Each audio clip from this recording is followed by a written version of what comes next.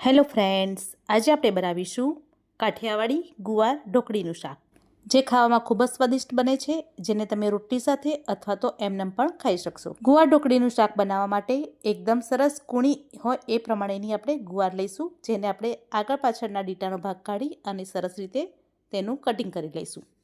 હવે ઢોકળી બનાવવા માટે અડધો કપ ઘઉંનો લોટ અને 1/4 કપ બેસન લીધો છે, 2 ચમચી તેલનું મોણ સાથે બધા મસાલા, મીઠું, મરચું, હળદર, ધાણા જીરું, કસૂરી મેથી, અજમો બધું નાખી સરસ મિક્સ કરી અને આપણે કઠણ એવો થોડું પાણી ઉમેરીને લોટ બાંધીશું।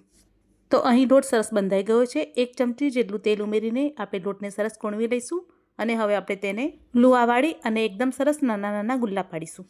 આપણે એકદમ નાની ઢોકળી વાળીને તૈયાર કરીશું, એટલે ઢોકળી ચડતા ટાઈમ નહીં લાગે અને એકદમ સરસ કૂક થઈ જશે। તો અહીં ઢોકળી માટે એકદમ સરસ નાના ગુલ્લા તૈયાર કરી લીધા છે। હવે આપણે તેને એકદમ ચપટો શેપ આપીને ઢોકળી તૈયાર કરીશું।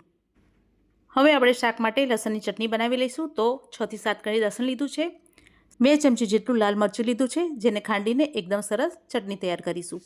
હવે આપણે ઢોકળીને કુકરમાં બનાવીશું, જેના માટે કુકરમાં 2 ચમચી જેટલું તેલ મૂકીશું। તેલ ગરમ થાય એટલે રાઈ, હિંગ અને તૈયાર કરેલી લસણની ચટણી ઉમેરીશું। ત્યારબાદ ગુવાર ઉમેરીશું અને ગુવારને આપણે થોડીવાર માટે સાંતળી લઈશું। ગુવાર સરસ સતળાઈ જાય એટલે મસાલા કરી લઈશું। હળદર, ધાણા જીરું, સ્વાદ પ્રમાણે મીઠું અને 1.5 ગ્લાસ પાણી ઉમેરીશું। બધું એકદમ સરસ મિક્સ કરી લઈશું અને પાણી થોડીવાર ઉકળે એટલે આપણે તૈયાર કરેલી ઢોકળી ઉમેરીશું। અહીં મેં પાણીનું પ્રમાણ થોડું વધારે રાખ્યું છે, કારણ કે ઢોકળી કૂક થયા બાદ ઢોકળી પાણી શોષી લેતી હોય છે, એટલે મેં અત્યારથી પાણીનું પ્રમાણ થોડું વધારે લીધું છે। હવે કુકર બંધ કરીને 2 સીટી થાય એ પ્રમાણે આપણે તેને પ્રેશર કૂક કરીશું। તો અહીં કુકર સરસ ઠંડુ પડી ગયું છે। હવે આપણે તેને ખોલીને જોઈ લઈશું। તો અહીં શાક સરસ તૈયાર થઈ ગયું છે। તો પાણીનું પ્રમાણ મને થોડું વધારે લાગે છે, એટલે ગેસ ચાલુ કરીને ગેસની હાઈ ફ્લેમ પર આપણે થોડીવાર માટે પાણીને બળવા દઈશું। હવે તમે જોઈ શકો છો એકદમ સરસ પ્રોપર રીતે ઘાટો રસો તૈયાર થઈ ગયો છે અને ઢોકળી પણ એકદમ સરસ મજાની ચડી ગઈ છે। તો તૈયાર છે કાઠિયાવાડી ગુવાર ઢોકળીનું શાક।